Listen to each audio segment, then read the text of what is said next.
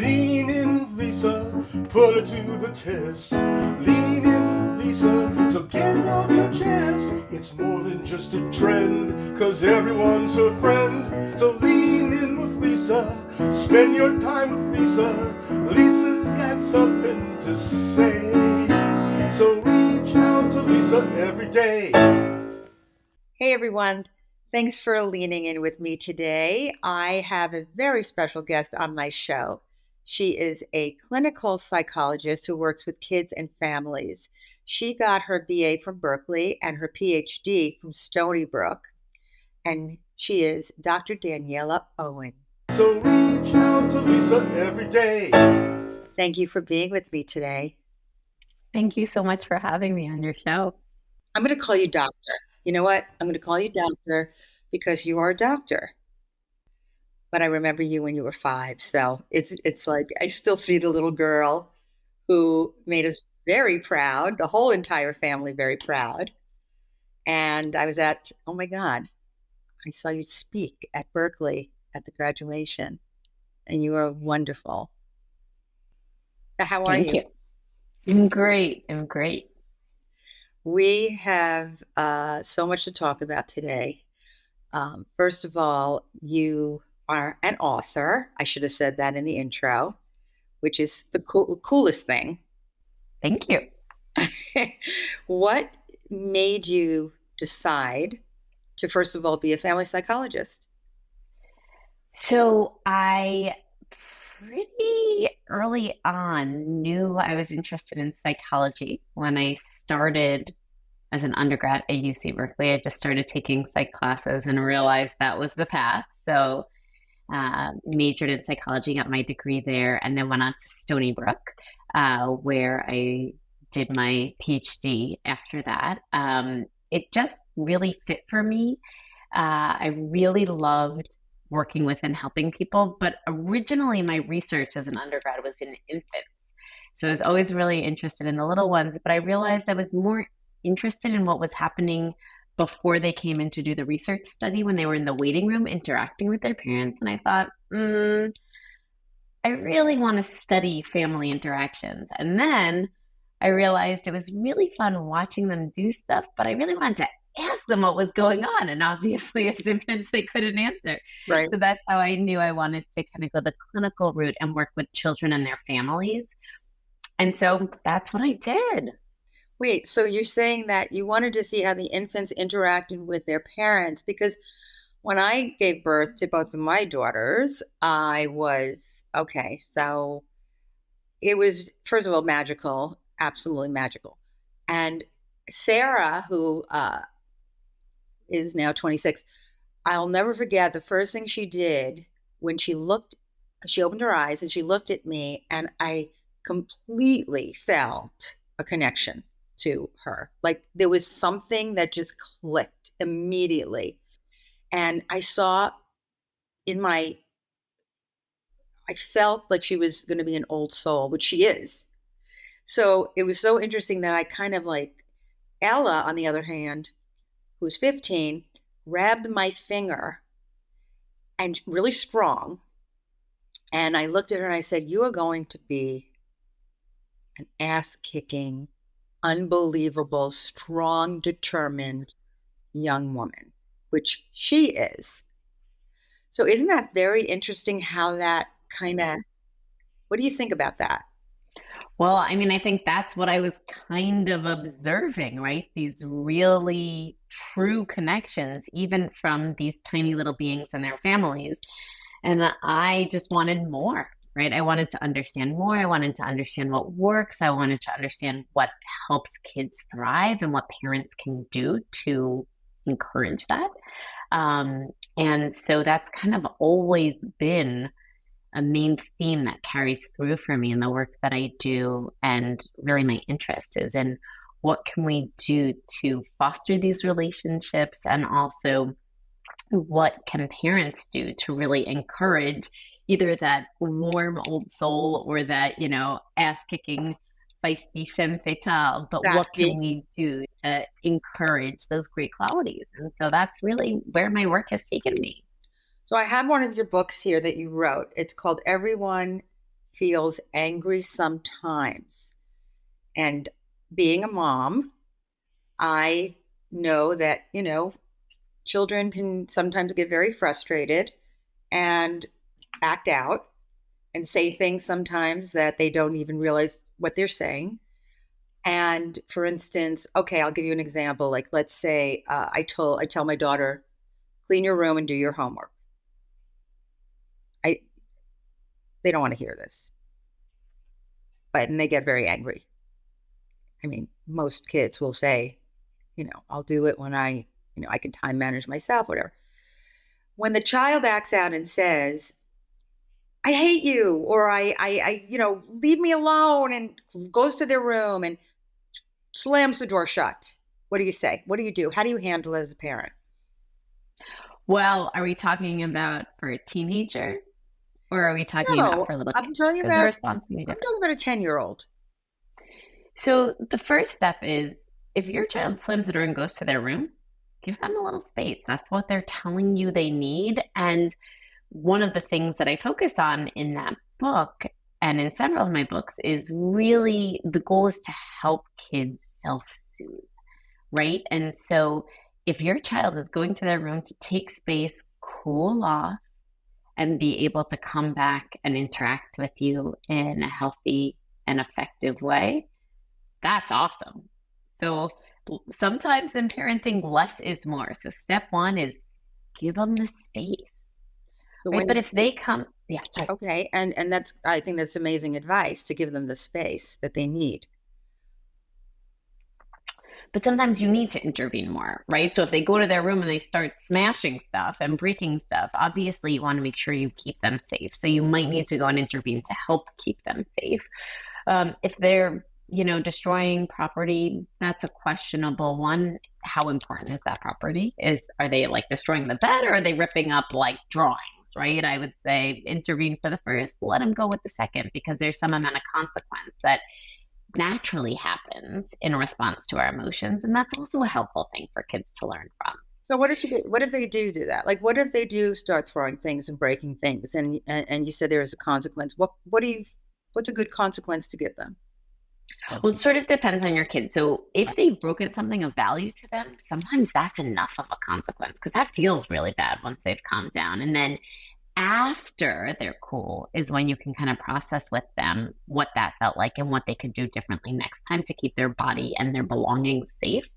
If they're doing something in the moment that is unsafe, you might need to go in and just intervene.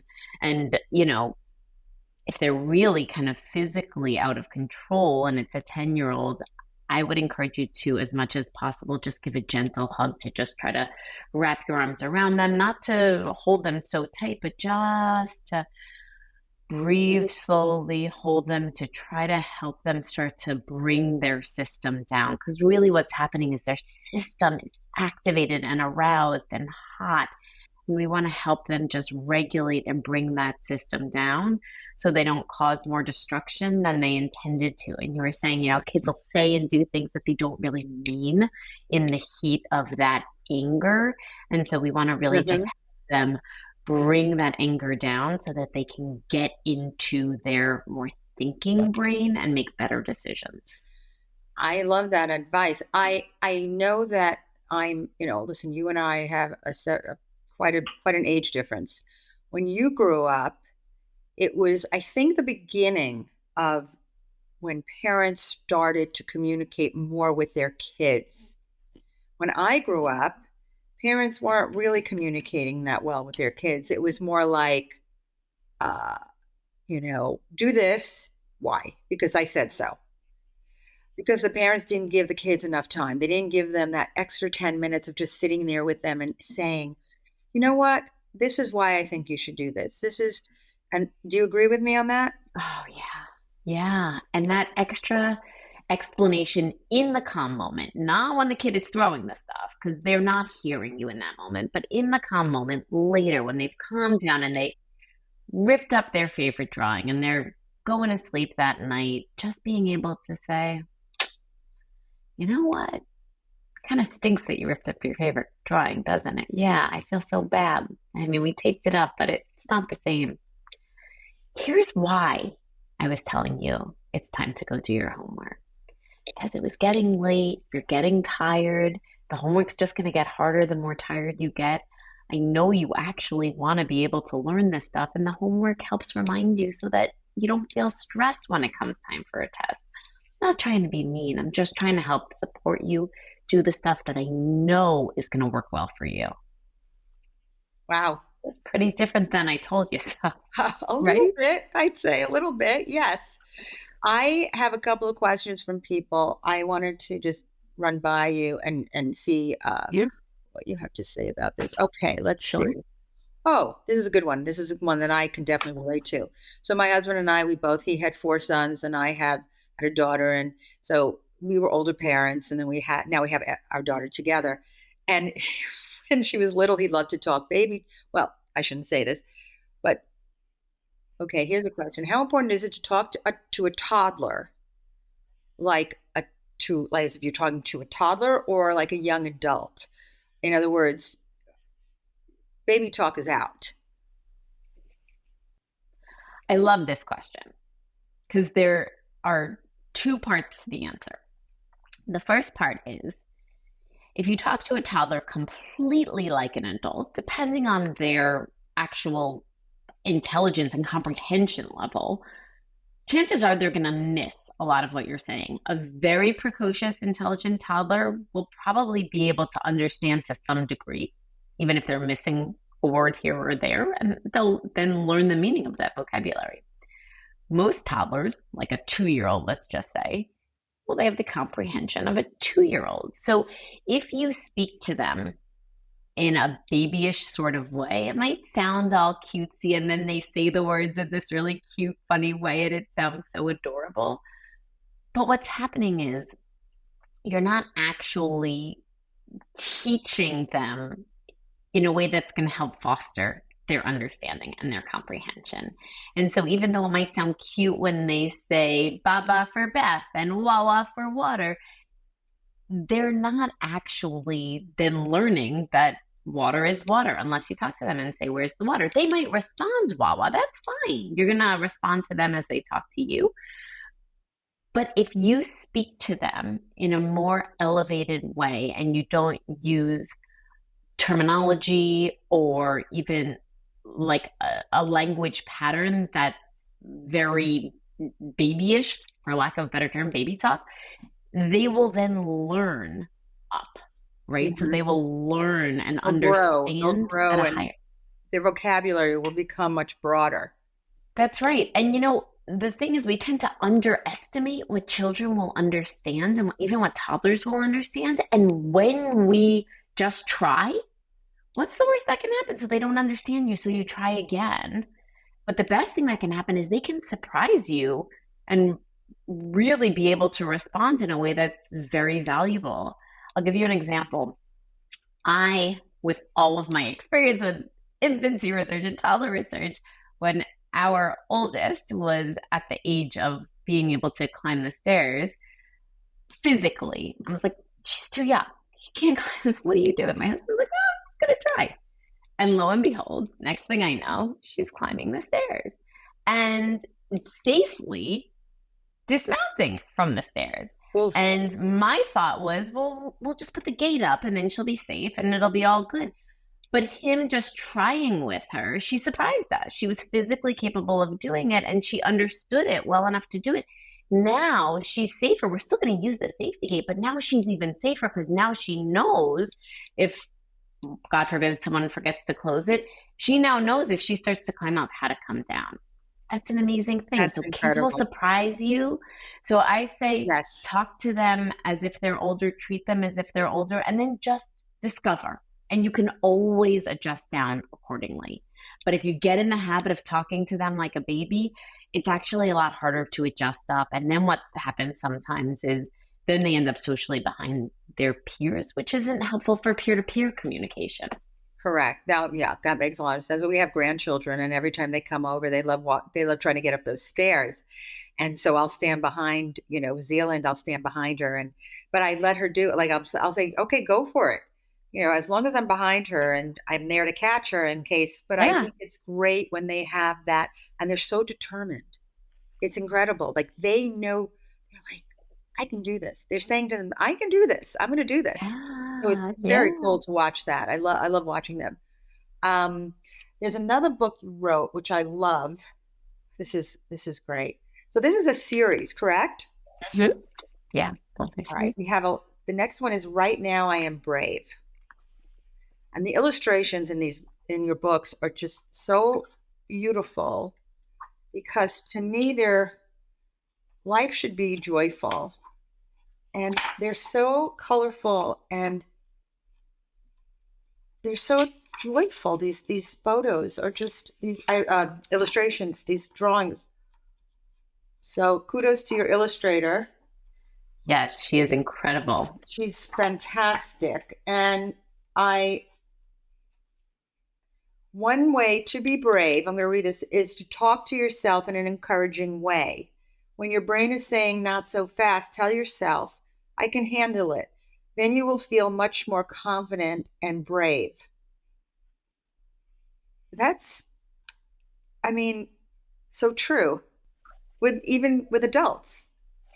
Right. Yes.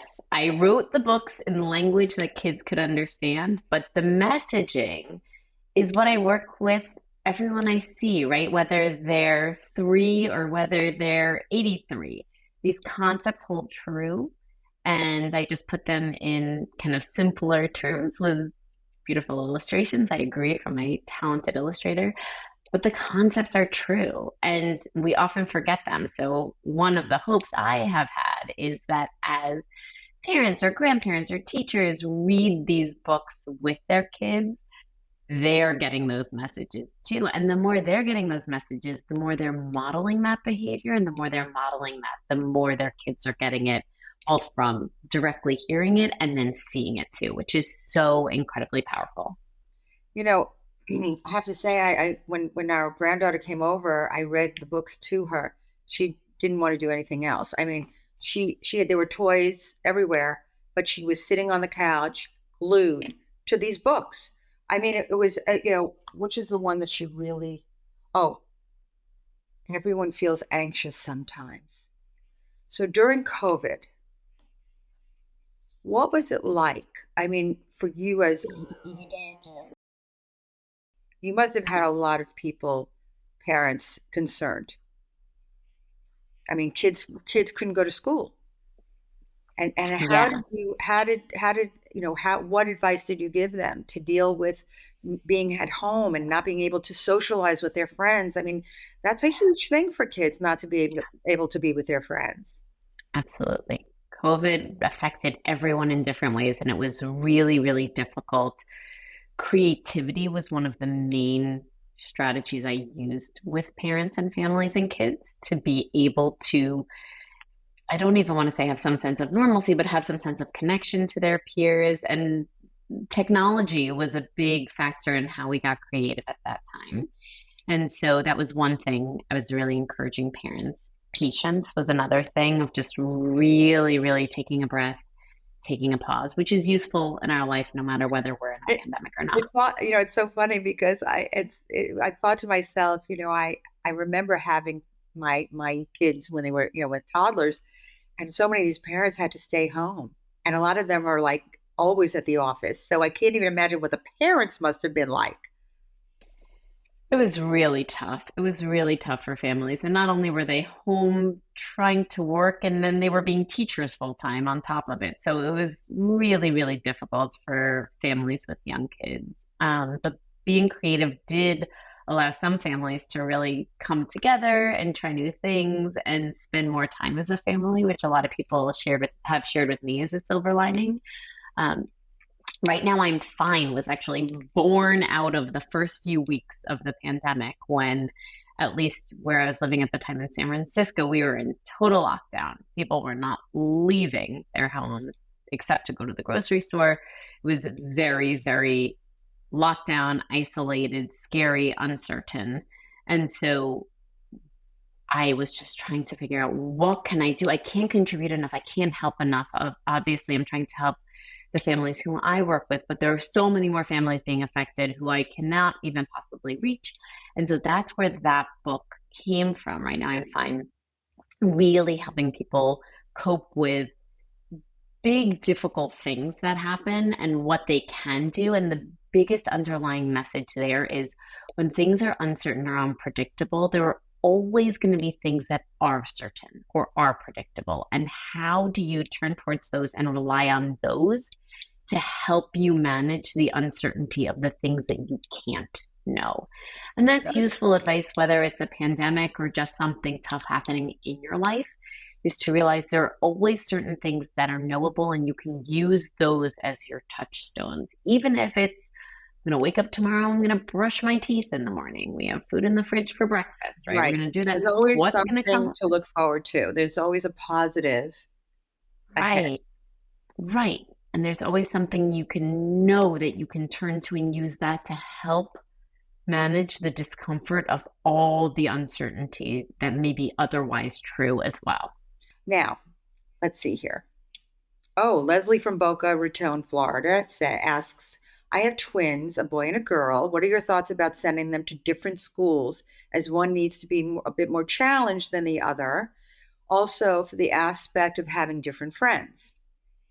What are your thoughts? Great question, Leslie. So I'm just going to take it one step further and say it sounds like the underlying thought you're having here, which I totally support, is being able to allow them to differentiate and individualize. Twins are often grouped together. They're the same age. They could be in the same class at school, same groups of friends, same activities. It's very easy for them to kind of just get put together as a pair as they go. So the idea of separating them so that they have their own identities and their own groups is great. Whether that means they're in different schools or just different classes, whether it means that they're in, completely separate friend groups, or that you're just helping them foster some individual friends within that friend group, there's no right or wrong, but this idea of giving them their own identity within that twin identity is a great one. And there are also good mental health outcomes from that, research has shown. So really being able to help them see themselves as an individual person as well as a twin is a really, really great thing for you to be thinking about. So I would be focusing on feasibility. I mean, if it's going to create a better educational experience for both of them and make it easier to not compare if they're in different schools, fantastic. If it's going to create a logistical nightmare that's going to make your family 10 times more stressed than if they were in the same school, consider that too, right? So just thinking through the costs and benefits, as long as you're helping them both have their own individual path and see themselves as independent Their of own each identity. other. Right. That's really what I would be focusing on. That's really great thinking, Leslie. That's really important. That's really important. Yeah, I agree with you on that. How do we get our toddlers to eat more vegetables? I used to sneak. Well, my daughter Ella loved vegetables when she was a baby. And then as she got older, she was like 12. And I said, so you're not eating as much broccoli as you used to eat. And she's, no, Mom, I don't want the broccoli. So I would sneak it into her smoothies. That's creative. She's gonna watch this. Creativity in parenting is key, right? So I love all creative ideas. So I have a patient who gets her kiddos to eat veggies by allowing them their screen time right before dinner, so she has time to prepare dinner, and she gives them cut veggies to have as their appetizer or amuse-bouche while they're eating, and they're so hungry at that time, and also they're engrossed in their Daniel Tiger or Bluey or whatever they're watching during that time, that they are just enjoying the veggies. So that's a great way to do it. Also, this works for me. I'm not a nutritionist, so I can't give great advice on this, but I can say that just being creative, right? So, interestingly, my daughter at a pediatrician well visit, the doctor asked, what are your favorite foods? And out of her mouth came broccoli, much to our surprise. We were both like, really? And so we news just to me. News to us, but here's how it worked. We referred back to that multiple times when preparing broccoli and giving her broccoli. And said, you told Dr. Atkins this is one of your favorite foods. We'll make sure we have broccoli this week, right? And so we serve her Like, the broccoli, and she's committed to this being one of her favorite foods. She said it, and so we just remind her of that. And I think that's why she eats broccoli. that's But being fantastic. creative and getting them involved and also being colorful. Like kids are so visual. So Yes. if you can be creative with the colors in the veggies and, you know, there is that concept in nutrition of eating the rainbow. And if you can just kind of put the veggies out in a way that's going to look appealing to your kids, or for some reason they're going to be excited by this, I Right. think they'll be less focused on the fact that they're veggies or how they taste and more excited about the experience. I love Trader Joe's has the colorful carrots. You know, the carrots that are Mm-hmm, all the purple mm-hmm. carrot, the yellow carrot, Yep. the orange carrot. Orange. And so when Ella was Absolutely. younger, I used to give her those, and because just the orange carrots were, it was okay. But when she saw the purple carrot, she was so Yeah. excited, right? Great. Yeah, It's no, great. colorful plates, they really make a difference.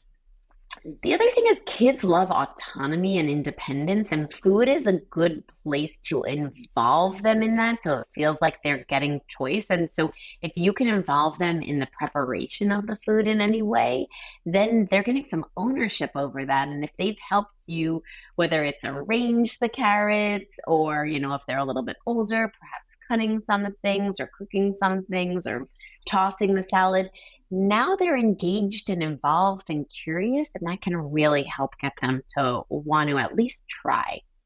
Whenever I used to make pancakes in the morning, I used to tell my daughter, I said, why don't you mix the batter? Like, you could make, and you could, you know, do it with me.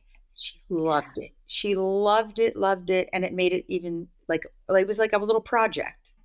Yeah, They there you love go. being And engaged. then They really do love being engaged. And I don't think people I know do. that. I don't think enough parents really understand how important it is to engage with your kids, especially nowadays. There's so much going on with social media, and kids are getting bullied, and kids aren't even telling their parents half of the things they're watching on social media. I mean, this whole thing is just blown up, and it's causing, I mean, teenage suicide, and I really believe that if parents just take, and I know, look, everyone has, they're busy, their schedules are busy, but I really think, like, whenever I pick my kids up, always, my older daughter, my young, the first thing I would say is, tell me the highlight of your day. How was your day? What was the highlight? What are the best things that happened today? What did you do in school? Stuff. What stuff? What kind of stuff? You know, things like that. And it just makes such a difference because they really love when you are interested in what they're doing. Don't you agree? I couldn't agree with you more. I love that you're asking specific questions. We're much more likely to get an answer from, what did you learn today in science? What are you Right. focusing on? Rather than, how's school? Yeah. Fine. They've given you a reasonable answer when Or they just a say yes or fine. no. Right. With just a yes or no, if you ask a yes or no question, but if you ask a more open-ended but specific question, you're more likely to get a more specific answer. So that's one thing I would encourage parents to do. And I agree with you. I think oftentimes parents, especially of teenagers, think that their kids just want to be left alone because their kids say, leave me alone. But actually, interestingly, from my side of things, hearing from teenagers want their parents to engage with them more. So inviting, like, come help me cook dinner tonight. Or, hey, I got to go run a few errands. Will you come keep me company on the ride?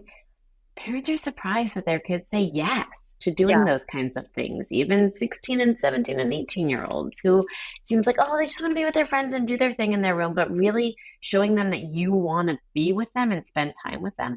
They might not say yes to the first thing. Maybe they absolutely hate going to the grocery store. That doesn't mean you should stop there. Really encourage parents to invite their kids along to do things and ask them to be involved with you.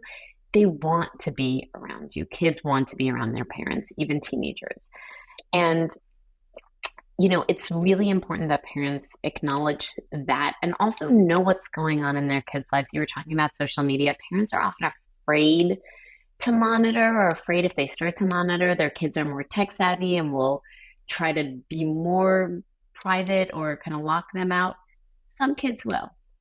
However, it's also a really good idea if you're the one who's paying for the service and, you know, the one who's enabling them to have it by giving them the device, that you're also monitoring it. It lets kids know that it's safe, that they're safe, that parents are watching them, that parents are caring, that parents are involved. And it also helps kids make better decisions if they know someone else is going to potentially be seeing what they're doing or saying. It creates some accountability that otherwise kids might not have. And so if you know someone is going to be seeing something, someone that you care about, like a family member is going to be seeing something that you're writing or doing on social media, it's going to build in a pause of causing you to decide whether or not that's what you want to put out there in the world. If you don't know if anyone's ever seeing it or who's going to be paying attention, you're more likely to just put things out freely. So it's a really, really good safeguard. And kids feel good when there is security, when they know their parents are watching and are caring. 100%. 100%. I remember when my older daughter was in school and she, uh, you know, I was always like the mom who were sat by the pool when the kids were swimming in case one of them went under, and I would pull them out of the. I mean, I was I was the neurotic mom. Okay, neurotic, but they knew that when their kids came to my house, that they were as safe as my own child was. That I would watch their kids like they were my own, because that's who I am. Now, my daughter said to me once, and it really hit me really, really hard in a good way. She said, "You know what, Mom? Now that I'm an adult, I realize now how much you truly cared. And I saw a lot of people whose parents were not really that involved. And a lot of those people went in a different direction Mm-hmm. and has, unfortunately, whatever, they just had a hard time. Um, just in the kind of in the real world, they were uh, very affected by that a lot of the parents were not as invested and didn't feel like their parents really cared enough. And what you just said is so important, to care. I always care, and I even say to my kids, I say, you just need to care. Care about your job. Care about what you're doing at the time. Care about other people. Care, but always care, because when you care, I think that it really helps you in your life all around, in your career, in your social situations, in your relationships. Right? I mean, just I just think that's important.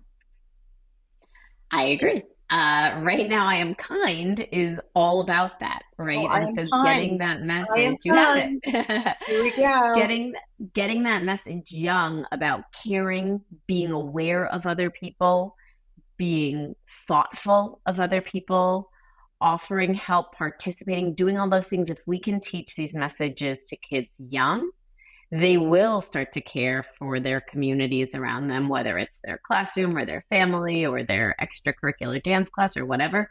And that will carry over. And the really nice thing about being kind and caring for others is that it then results in a reciprocal response from other people. So if other people feel cared about by you, they will care for you. And the day that you miss dance class, they'll say, "Oh, you weren't here last time. Let me show you what you missed." They'll actually go out of their way if they feel like you're caring for them to care for you. So that's a great and very important message.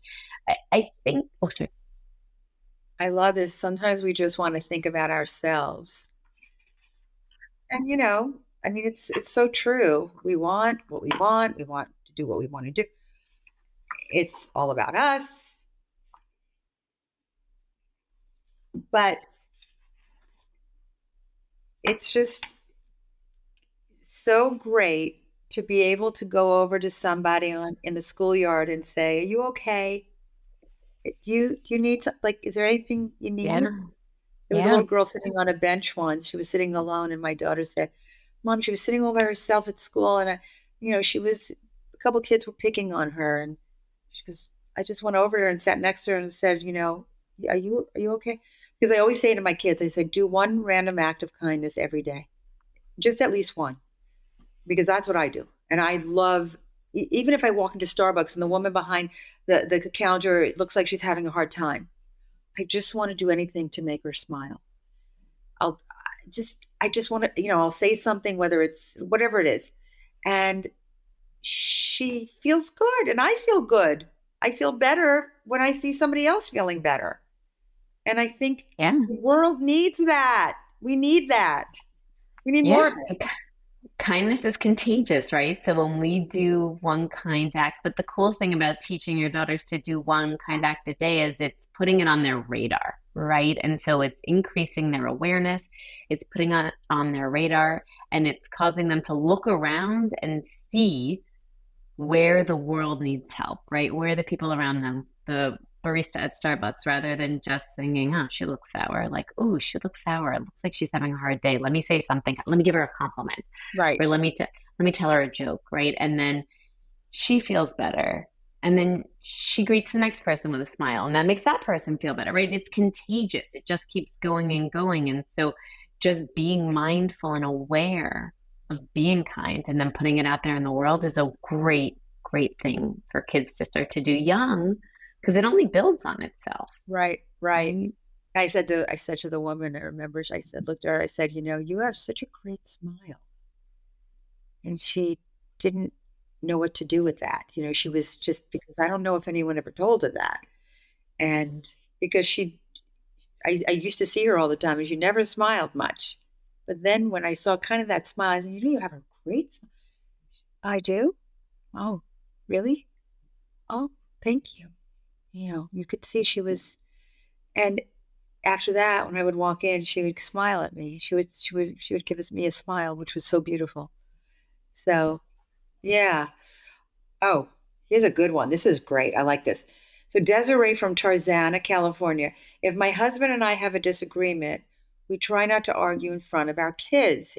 Is it better to do it in private than in front of them? Absolutely. There is no situation where it's better to argue in front of your kids, because they're only getting a snapshot, right? And so they might see the fight, but they don't necessarily see hopefully the resolution, the talking through it, the working through, the making up. And so they're just left with this really unpleasant experience of seeing their parents fight and not knowing how it all plays out. So unless you're playing out the whole thing in front of them, which I still think it's better not to do unless you're modeling for them how to resolve something. It's okay if it's a little debate or a small thing, but a really angry fight, out of earshot, out of eyesight of kids is what I always say. But is it okay to say, okay, so you're in the car and you're getting into a conversation and you're having a disagreement in the car? I mean, tell me, is it good to say, Daddy and I are having a disagreement? Doesn't mean that we're not having a fight or anything. We just, we love each other. We're just disagreeing on something and we're working through it. Sure. Disagreements To make happen them in real feel life. safe. Keep them safe. Absolutely. Yeah. Absolutely. Right. So, and it's okay as long as you're treating your partner with respect. But some people, when they get into fights, don't necessarily treat their partners with respect because they get really angry. And listen, if that process works for a couple, that's okay. I once spoke with a woman who said, my husband and I yell so loud when we get mad at each other, but we both have short fuses. We burn out fast and we're hugging each other within minutes, right? That's fine. But the hearing parents yelling, even if you see the hugging, can still be really scary. Oh, confusing. Confusing. And so, if possible, especially like a big argument, save it for private. This can be really destabilizing for kids, but absolutely a difference of agreement talked about respectfully and having kids here like agree to disagree. a parent snapping. We're humans, right? So one Right. parent snapping at another parent, and then once you've called off a few minutes later, I'm sorry for snapping at you. That wasn't right. Apologize. An apology, a repair, Oh, and kids being huge, able to huge. see this between their parents, that is all healthy. So the thing that I just want to caution against is really angry fights that feel out of control. That's scary because kids will feel Listening. dysregulated if they see their parents dysregulated and out of control. And also if they're only seeing part of it without the resolution and the conclusion, they're not getting the full story. It's like getting a news snippet out of context rather than hearing or seeing Mm, the whole full story. that's So that's what I yeah, would really caution against. but I think the apology is very big because I think it's important for people in general to be able to say, I'm sorry. I'm sorry I said that.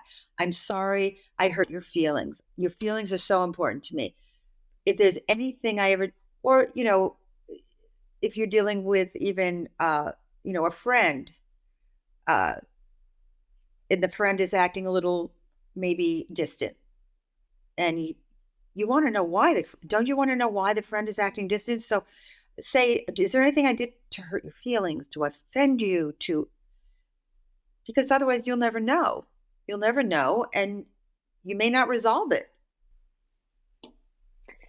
I One know of the it's things I easier for really adults to say it than kids. It is. It is, but you're modeling it for them, right? And one of the things I love about how you said your I'm sorry were, I'm sorry if I hurt your feelings. I'm sorry if I did something to offend you. You didn't say, I'm sorry if your feelings were hurt. I'm sorry if you were offended. So you're not putting it on them. You're actually Mhm. owning it. Owning it. And that language of being able to own the apology and own your responsibility in how they're feeling, now you're showing kids that it's okay to be responsible for doing something wrong, accept responsibility, apologize, and then have that repair occur, right? A Mhm. lot of humans, I'll say, from little kids to older adults, have a very hard time accepting responsibility.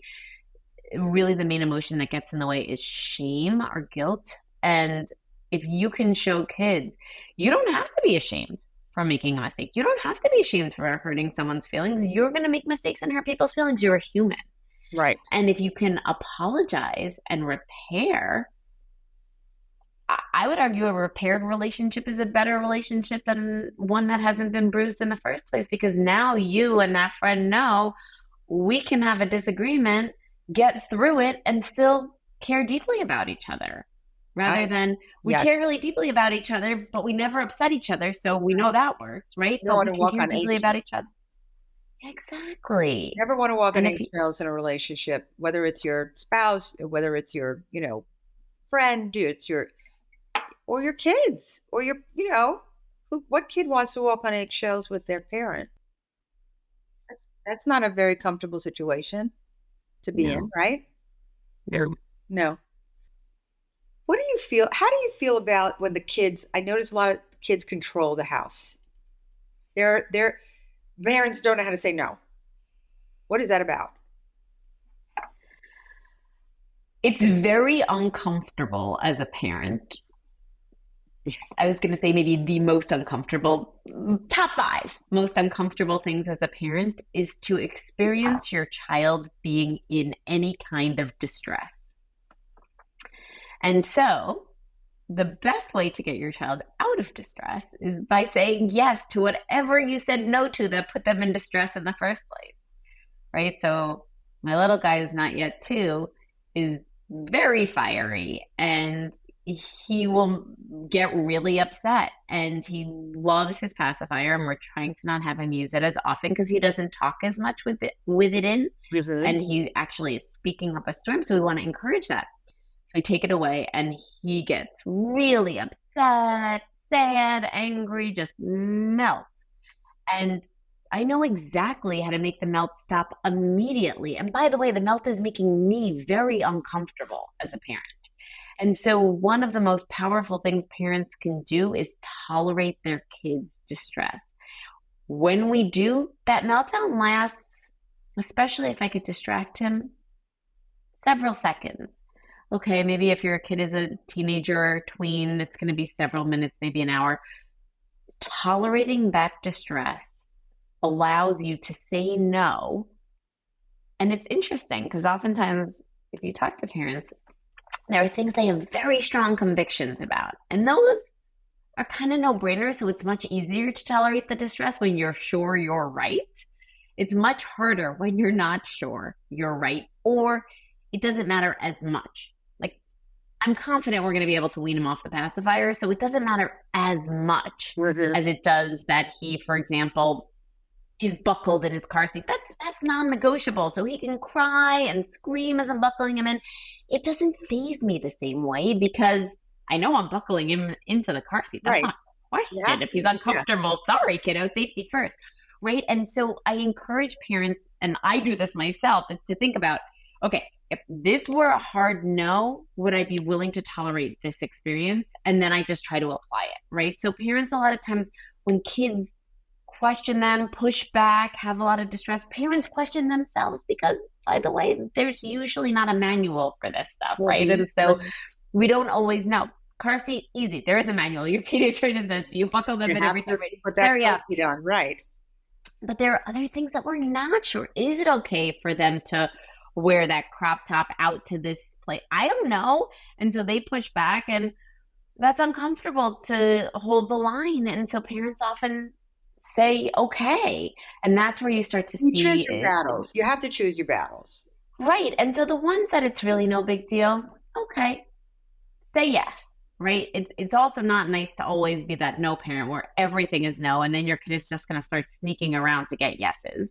At the same time, there are a lot of instances where they put up a little bit of a fight because that's what they're supposed to do. They're supposed to be wanting to be in charge as older kids or tweens or teens. That's part of the individuation process. And so they want to be in charge. So they're going to push back. It's developmentally healthy and appropriate for them to do it. But it doesn't mean the thing that they're pushing back about is developmentally appropriate and healthy for them to do. So that's where it comes up to the parent to say, I don't want to deal with this pouting, argument, yelling, screaming. And yet I know it's not okay for them to be wearing that top to this place. So I got to hold the line on this one. And I encourage parents in those situations to do it. So what do you think about kids having a TV in their room? Because Can you give me a little more context, context. Well, so I never allowed my older daughter to have a television in her room. I had a television in my room, and it wasn't good. I would have I could hear my mom yelling, "The lamb chops are ready. Dinner's ready, Lisa. Come on out and eat." And I would be watching I Love Lucy, and I would be watching The Brady Bunch, and I'll be right there, Mom. 10 minutes. Lisa, I'll be right there, Mom. 15 minutes. Honey, you're missing dinner. Come out. For me, it was an addiction. It was an addiction. And so I now have a 15-year-old who actually just turned 16 yesterday. And my husband and I disagreed. Her dad and I, we both disagreed. He thinks she should have a TV. She's straight A student. Well, let's keep it that way. Maybe there's something there. The fact that she doesn't have a TV, her grades are very good, volleyball player, doing well. Guess what we did yesterday? We went to Costco. I gave in.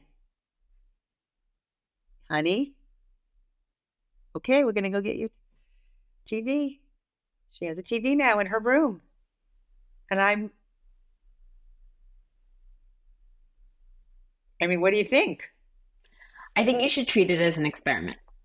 I think that you should set some guidelines of what your expectations are. So, if she previously was spending this much time watching TV, then I would just set some guidelines about what you expect for her to be able to do. And if you make those explicit, so she knows what the expectations are and kind of what the rules or parameters of the TV are, if she respects those, I think then she is demonstrating that she can have a TV and manage it. When you say rules and parameters, so in other words, because she said, okay, you know what? What is the difference between me having my laptop in front of me watching a Mhm. movie, you know, Okay. let's say one of her favorite Netflix show, whatever. Hmm. She says, I'm straining my eyes on the computer. Well, I said, mhm. well, you're straining your eyes looking up at the TV just as much as you are on the computer, so neither one is good. Well, I mean, that is true, but that's why I kind of asked you for context, right? Because if she's watching on her computer or her little phone screen, she is straining her eyes, she is straining her neck. So if it's one or the other, if she's laying back on her bed watching the TV, it's a bigger screen, it's a different neck position from what she's doing all the time. It's going to be healthier than constantly being in that same position, and she's doing it anyway, that she's not spending more time or she's not isolating more, It's I would be okay. less concerned. If So, she used to watch a show with you in like a family TV and now she's watching it by herself in her room and doesn't want to come out and social, so something that used to be social becomes not social, those are the kind of things that I would be watching out for, right? We don't want the TV to mean she's going to be isolating more, right. not healthy for teens. I But if agree. the behavior change is not really significant, if her grades don't go down, if she doesn't stop practicing volleyball, if she doesn't, if she is not spending her summer days in her room watching TV rather than out at the pool, I wouldn't worry. Mm. If you're seeing a change in her behavior that's showing that she's using the TV, now that it's a TV as opposed to her laptop, it's more enjoyable, comfortable, whatever, that she's preferring that and not doing other things you want to encourage, that's when I would think it was more of a problem. So that's what I mean by treat it like an experiment. Yeah. Set parameters, and if she meets them,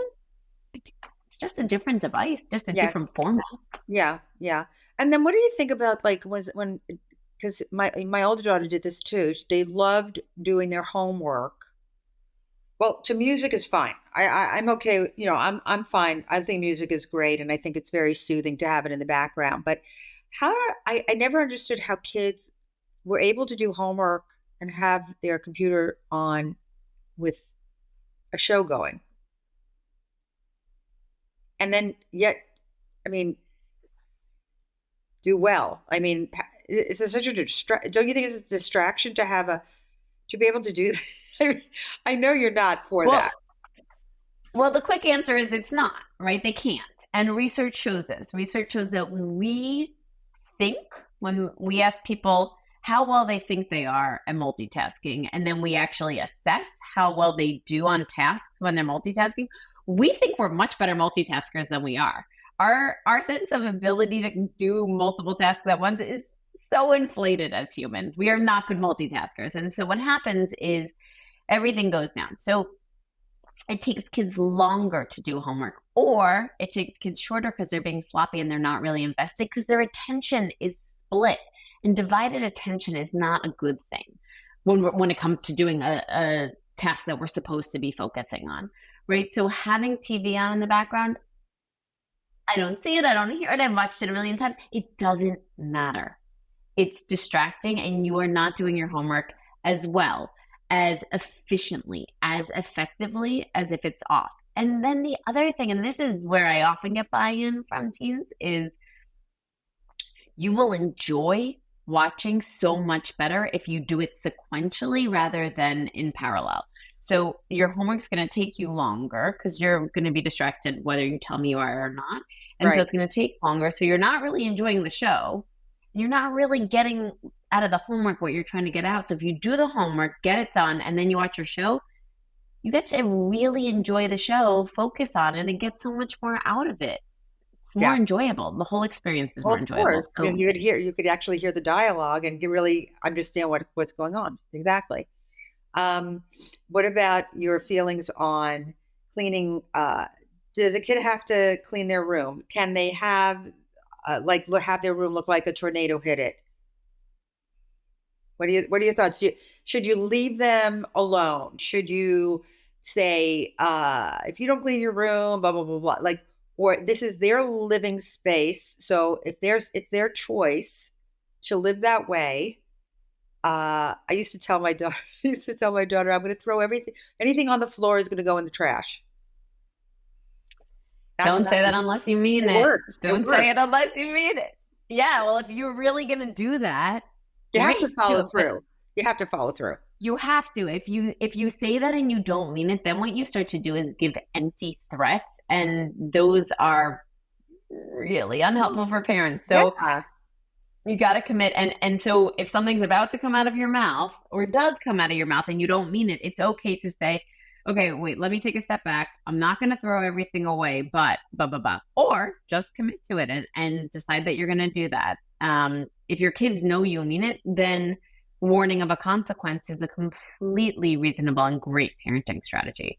But, is it okay for their rooms to be a mess? First of all, we have different ideas of what messy means, right? So if you take a parent who really likes things very clean and very clear and is very fastidious about this in other areas of the home, and their kid is kind of messy, but they can find everything, they're not losing things, whatever, less of a concern. We know that people do well when their spaces are clean and clear. When our spaces are clear, we can think clearly. So if your kid's sitting at a desk with mountains and they're trying to do their homework, they're not going to be able to think as clearly as if they're sitting at a clear surface. That's true. We know that. But going back to what you were saying earlier about picking your battles, if your child is not handing in their homework assignments because everything in their room is such a mess that they put it down and they can't find it to bring it into school tomorrow, that's when the mess is starting to become a problem. So if the mess is affecting their functioning, then it's time to really work on how do we clean this room, and really appealing to, and this goes back to what you were saying earlier as well, just sit down and talk to them. I'm concerned you're spending time doing your homework, you're putting in the effort, and then you're getting a 0 for it because you can't find it to turn it in because your room's such a mess. That's not fair to you. That's not cool. Let's figure out how to solve this problem. That's very different, right? Of your room's a mess, clean it up. Now they have a reason, a rationale for why to do it.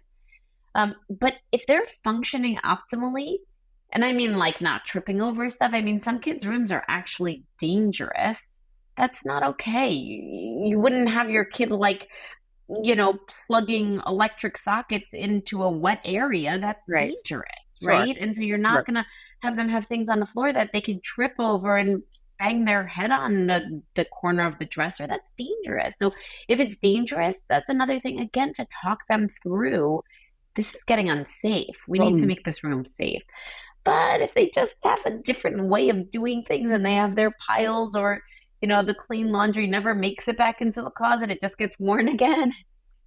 Well, is Not it the end of the world. Is It's it not worth it? Right.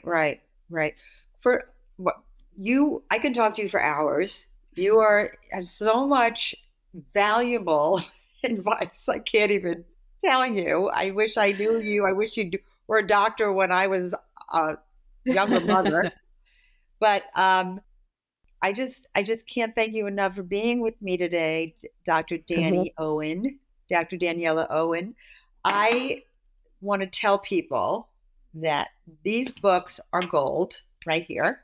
These books are gold. These are the best gifts you can give to a child, to a parent of a child, to an adult. We learn from it. Listen, I learned a lot from this. If anyone wants to, are these on Amazon, Barnes & Noble? Where can we get these? I think the easiest way is to get them through Amazon right now. Well, we all have Amazon accounts. So what are you up to now? What are you working on right now? Well, I've been really excited recently. I actually just finished my final pilot class today. I have been working on a parenting program. It's a 5-week program for parents. It's called Be Amazing, Raising Resilient Children. And it's all focused on teaching parents skills to help them raise resilient children. So to help them build resilience in their children, what to do, what to say, how to model these skills and practice them themselves to increase resilience in their own children. Wow. Okay. Well, I think we're going to have a lot of listeners who might be interested in getting involved in this program. So it's going to be a webinar. So parents are just Zooming in. It's 5 weeks, and so each class is 60 minutes. And I am teaching direct, clear skills. The idea is that you walk away with concrete things that you can practice right off the bat with your kids. And it's for kids as young as 5 and as old as, seniors in high school. It can apply to older kids too, but the idea is that it's kind of kids that are under the same roof-ish as you. Okay, Dr. Owen, how do people contact you? The easiest thing to do is just to go to my website. It's drdanielaowen.com. And there's a place to contact me. There's information about my books. There is information about the Be Amazing Raising Resilient Parenting program. All of that's right there on my website. And so it's drdanielaowen.com. Okay, everyone, you hear that? So that's the way to get in touch with Dr. Owen. But I just want to say thank you so much for being with me today. And it was really very, very informational.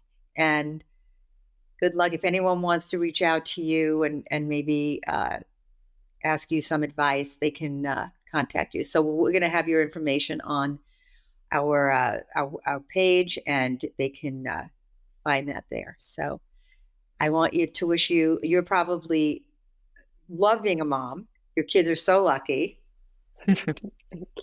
And hopefully maybe when you come out with your next book, we'll have you on again. Oh, thank you. Thank you so much for having me. This was such fun. Thank you so much again. I want to thank my guest, Dr. Daniela Owen, for being with me today. And I want to thank my producers, Alan Chizinski, Melissa Leonard, and my composer, Jeff Urban, my writer, Adam Labarkin. And I want to thank all of you for leaning in with me today. And until next time, leaning out.